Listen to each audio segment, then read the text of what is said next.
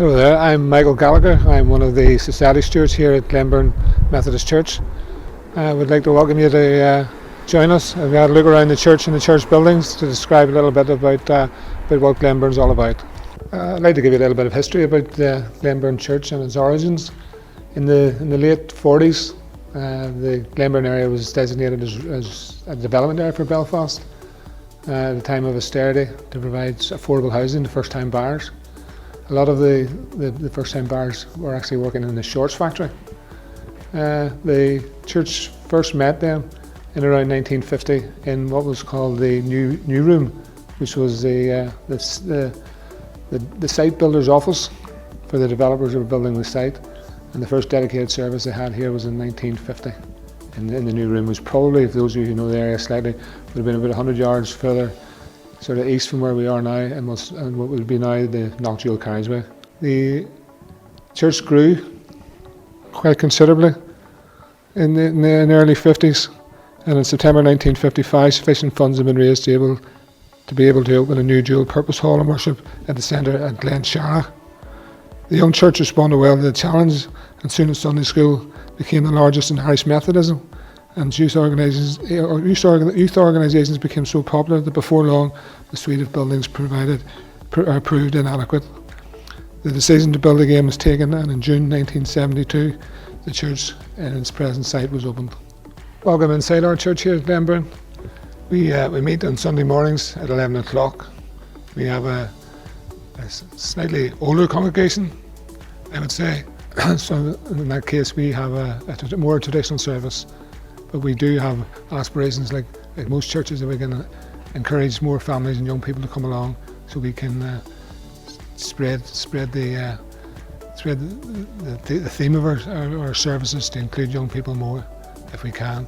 We have a congregation in our membership list of approximately 300 people, and on a Sunday we get an average attendance between 70 and 80 of a congregation on a Sunday morning. With the glass front in the church and the proximity to the local primary school, one thing we do in the weekly one morning a week is we have an open door policy, as we call it, and we have tea and coffee and tray bakes in the front of the hall. A few ladies volunteer from the church each week to come along and say the doors are open, and our aim for there is to pick up probably mothers and families as they drop kids off at school, to invite them into the church and see that we are welcoming.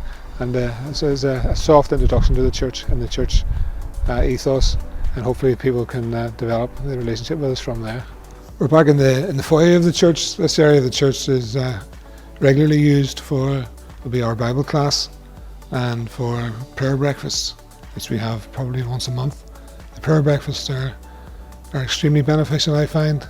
We pray obviously for things going on in and around the church, but more primarily we pray for our local community and for what's going on around us in the area.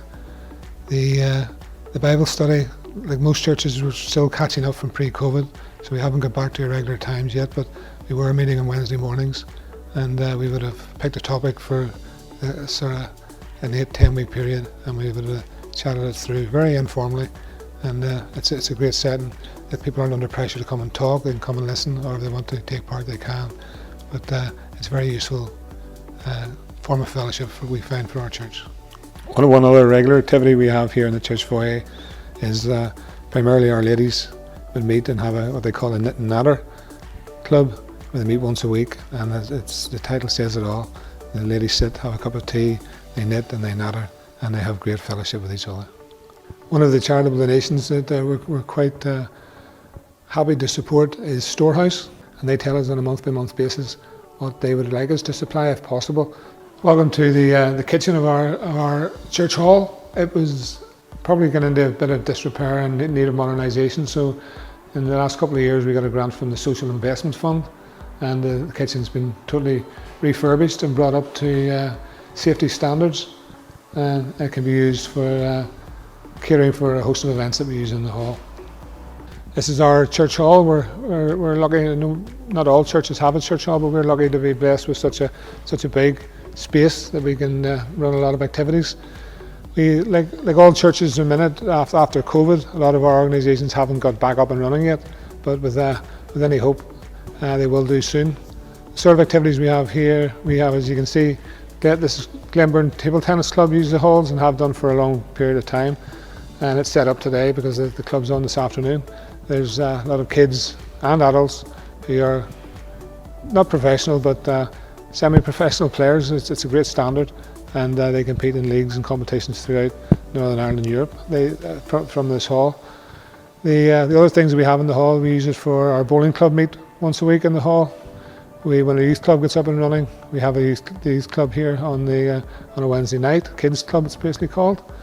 We use the hall very recently for the Queen's Platinum Jubilee. We had a Sunday lunch after church, and obviously with the catering facilities in the kitchen, we were able to put on a good event.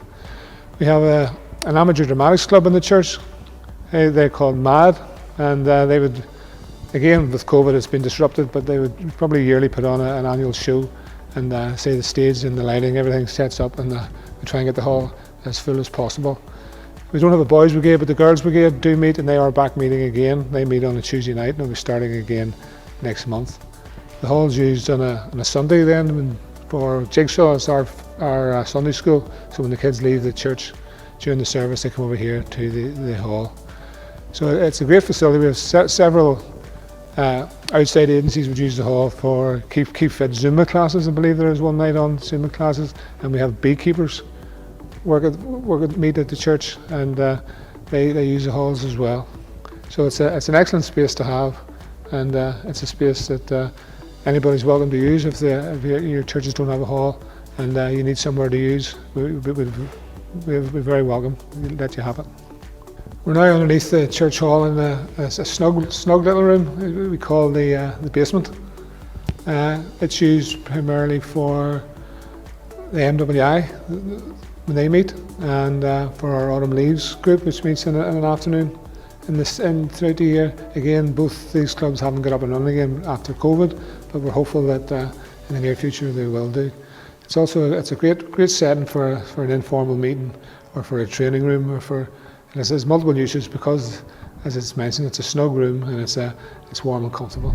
If God asked me what I want to do in Glenburn for the next 5 years, I would say fill the church every Sunday, fill the halls every night of the week, have the community around us here, be open and welcome to always come into our church, and so we can spread the good news of the Father to everyone in this area.